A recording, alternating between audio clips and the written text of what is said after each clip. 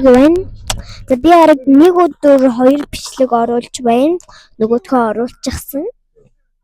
За тэгээ маргааш хичээл рүүгээ явна. Мэдээж би та нарт өмнөх бичлэгэн дээр хэлсэн байх.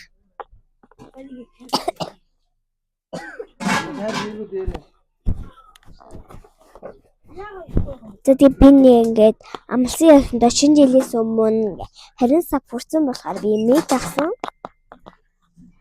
За тэгээ намайг одоо ингээд фоллоу дарсан хүмүүстээ баярлалаа. Энэ үе мигтэй болсон.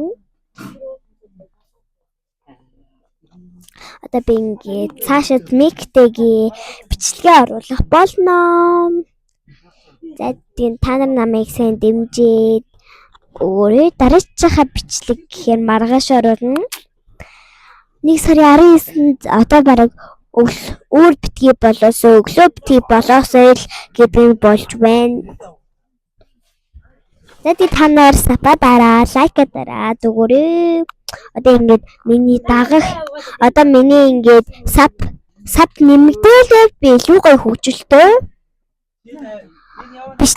Бичлэгнүүд оруулах болно гэдгээ найдаж байна. За тэгээд надтай хамт исэн та бүхэндээ баярлалаа.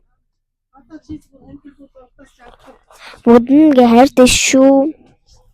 Би TikTok дээр ингээд бичлэг хийж байсан. Тэгсэн чинь тэр маань та хаагдаад амар сонирн болчихсон. Гэтэ өчигдөрхөн нэгсэн заяа.